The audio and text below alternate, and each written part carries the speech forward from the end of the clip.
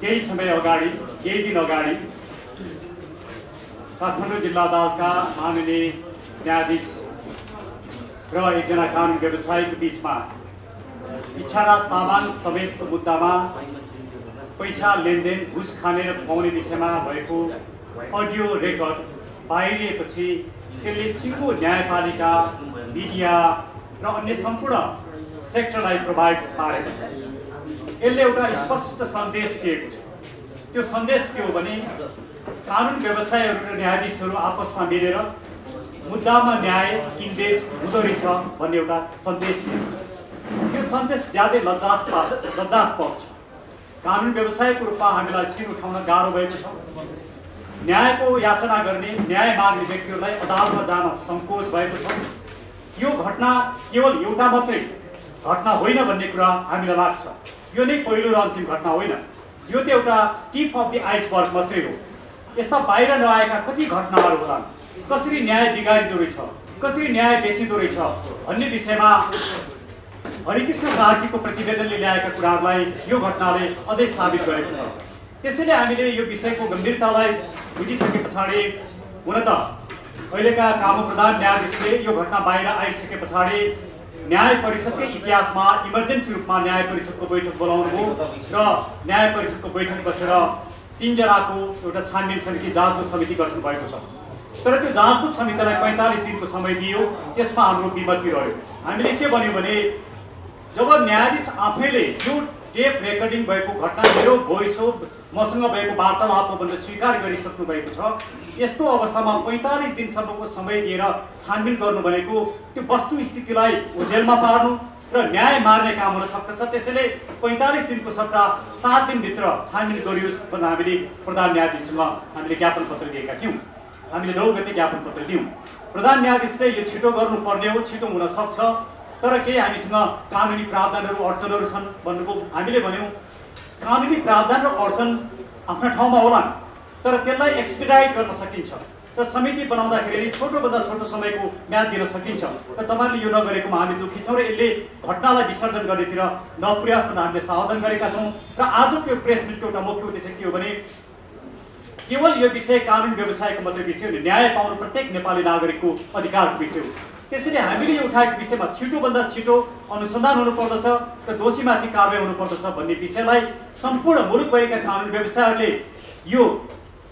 यो हाम्रो आवाजलाई साथ दिनुहोस्। र हामीले यो जुन अभियान चलाएका छौँ न्यायपालिका शुद्धिकरण अभियान भनेर हामीले सुशीला कार्कीमाथि महाअभियोग लगाउँदाखेरि हामीले यो अभियान चलाएका थियौँ र यो अभियानले बेला बेलामा यस्ता विषयलाई उठान गर्ने गरेको छ र अहिले आएर हामीले यसलाई न्यायपालिका बचाउ अभियानको रूपमा यो अभियान हामीले सुरु गरेका छौँ। आज न्यायपालिकालाई बचाउनु पर्ने अवस्थामा पुग्यो, न्यायपालिकालाई सुधार गर्न मात्रै पनि नहुने अवस्थामा पुग्यो। त्यसैले न्यायपालिकालाई बचाउनका लागि, न्याय मर्न नदिनका लागि, गलत मानिसमाथि कारबाही गर्नका लागि मुलुकभरिका सम्पूर्ण कानुन व्यवसायहरूले हामीलाई साथ दिनुहोस्। तपाईँ हामी एकै ठाउँ उभिएर एउटा आवाज उठाउँ र न्यायकर्मी सम्पूर्ण नेपाली नागरिकहरू र मिडियाले पनि हामीलाई साथ दिनुहोस् भन्ने आग्रह गर्न हामी उपस्थित भएका छौँ। तर सँगसँगै यो समस्याको समाधान केवल एकजना न्यायाधीश र एकजना कानुन व्यवसायलाई कारबाही गरेर मात्रै पुग्दैन। यसले त किन घुस खाइन्छ, किन न्याय मारिन्छ भन्ने कुरा क्लियर छ। न्यायाधीशहरूलाई सम्पत्ति कमाउनु परेको छ, कानुन व्यवस्थामा सम्पत्ति कमाउनु परेको छ, राजनीतिक स्वार्थ पूर्ति गर्नु परेको छ, आफ्ना मान्छेको स्वार्थ संरक्षण गर्नु परेको छ। यिनै कारणले न्याय बेच्ने र किन्ने, न्याय मार्ने काम हुन्छ।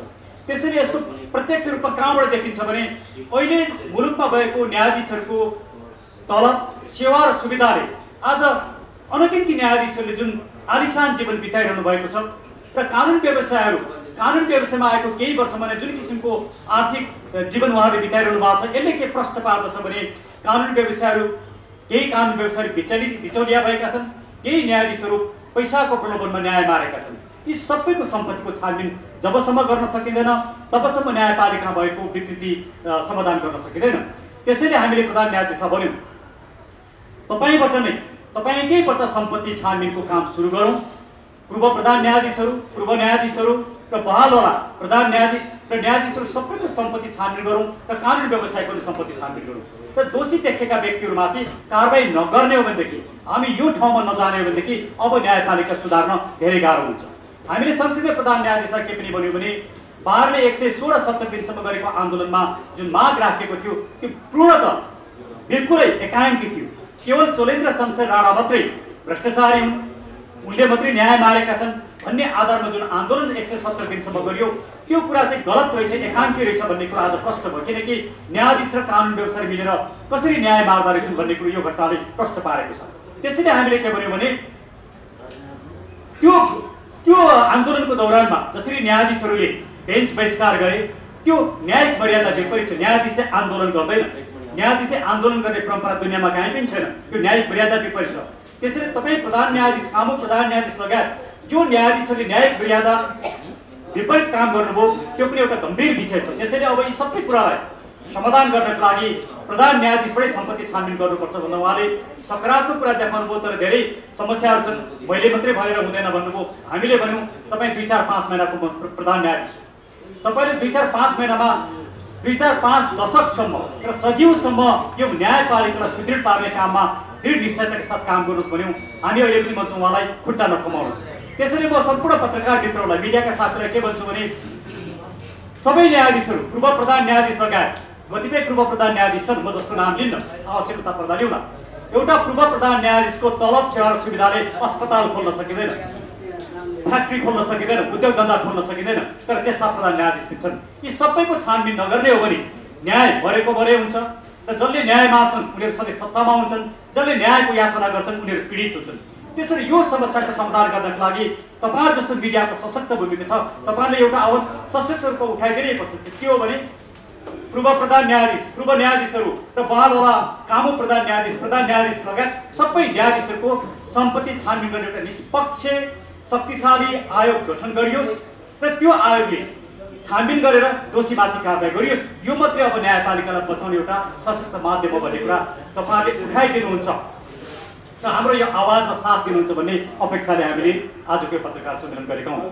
मैले यति कुरा राखिसके पछाडि यो अहिलेको न्यायपालिका बचाऊ अभियानलाई नेतृत्व गरिरहनु भएका हामी सबैले साथ दिइरहेका व्यक्तित्व हुनुहुन्छ ध्रुवलाल श्रेष्ठजी। उहाँले लामो समयसम्म युएनमा काम गर्नुभयो, उहाँ वरिष्ठ अधिवक्ता पनि हुनुहुन्छ र उहाँले नै हाम्रो तर्फबाट आधिकारिक रूपमा धेरै कुरा राख्नुहुनेछ। त्यसैले म ध्रुवलाल श्रेष्ठजीलाई आएर आफ्नो कुराहरू यो न्यायपालिका बचाऊ अभियानको तर्फबाट आधिकारिक रूपमा धारणा राखेर पनि अनुरोध गर्छु। राजनीतिक परिवर्तनहरू भइरहे,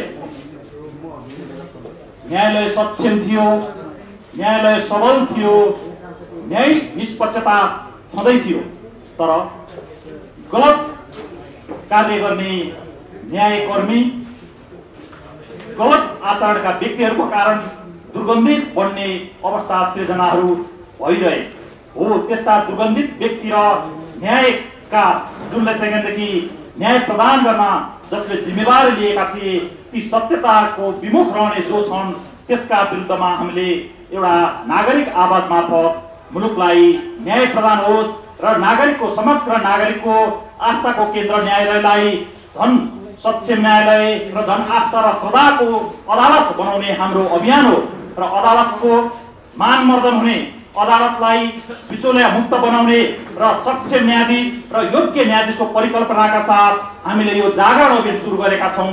त्यसमा प्राध्यापक डाक्टर सुरेन्द्र भण्डारी, वरिष्ठ अधिवक्ता ध्रुव श्रेष्ठ र अधिवक्ता माधव कोइराला लगायतका साथीहरू चाहिँ वरिष्ठज्यूहरू लगायत भएर हामीले देशव्यापी एउटा अभियान सुरु गरेका छौं।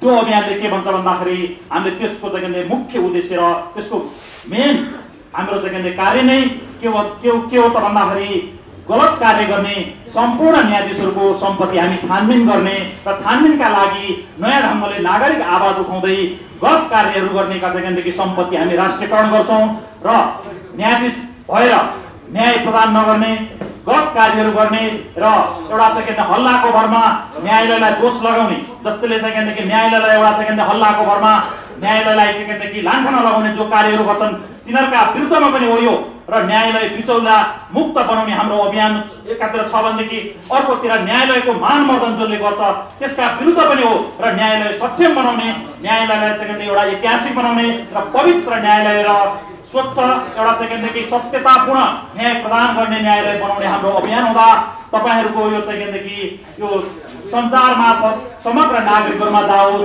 र देश विदेशमा रहनुभएका सम्पूर्ण नेपाली नागरिकहरुले नेपालको न्यायालय सक्षम छ, नेपालको अदालतलाई एउटा चाहिँ शुद्धतापूर्ण अदालत बनाउने र गलत कार्य गर्ने जो जिम्मेवारीमा बसेका छन् तिनीहरुका विरुद्धमा एउटा देशव्यापी जसले गलत कार्य गर्छन्, जसले गलत हरकत गरे अदालतमा बसेर न्याय प्रदान गर्ने कार्यहरू गरेनन् तिनीहरुका विरुद्धमा यो अभियान हो भन्दै मेरो भनाइ छाया पार्छु। धन्यवाद, नमस्कार।